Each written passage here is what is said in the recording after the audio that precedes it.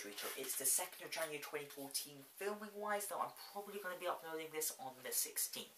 As the title suggests, this is part 2 of Michaelmas term 2013 Rambles Academics. As explained in my previous video, I go to lectures 10 to 12. This is going to be an elaboration on that. Mondays, Wednesdays and Fridays were pure days, an hour of numbers and sets by Professor Leader, followed by an hour of groups by Dr. Kamina. Then Tuesdays, Thursdays and Saturdays, and yes, Saturday, were applied days, an hour of differential equations by Dr. Caulfield, followed by an hour of vectors and matrices by Professor Linder. Though this is going to be changed up for the next term. That doesn't seem like it's that much. 12 hours a week, barely 2 school days. Yeah.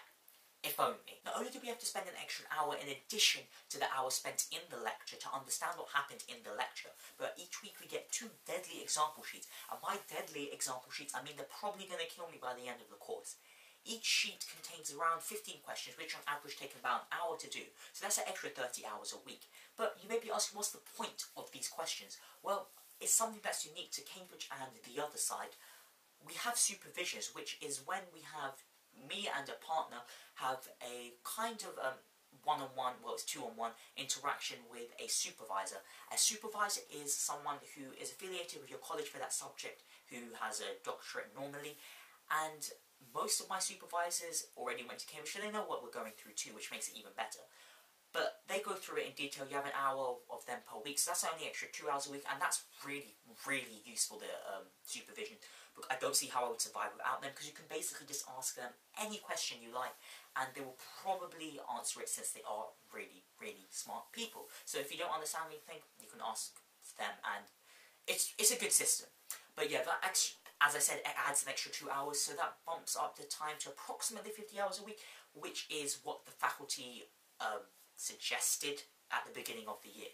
So I guess I'm doing the correct amount of work. But it's still only 40 hours of contact time a week, but I guess it's more independent studying, as they call it.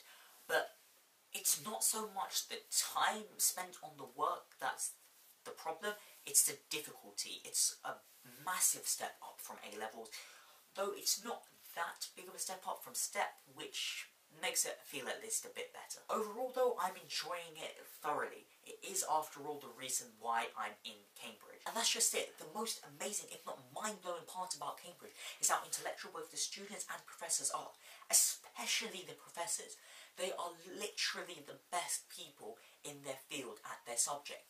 And they're teaching it to us. For example, Gowers, who's teaching us Analysis 1 next term, is arguably the best mathematician in the UK. I'm going to go to his lectures extra early. It's an excitement that I just cannot put into words. On top of that, you can do so much extra academically related stuff too. Firstly, you can attend any other lecture from any other course you wish to. And secondly, there are so many lectures and society and talks and stuff going on given by the best people in that respective field every night. You can attend a different one every night, if not several every night.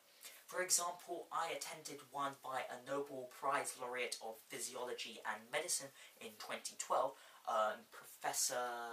Sir Gurdon, on stem cells and stuff, and that's just remarkable. He's literally the best person in the world, or was voted the best person in the world in that year for that field, and he gave a lecture to us.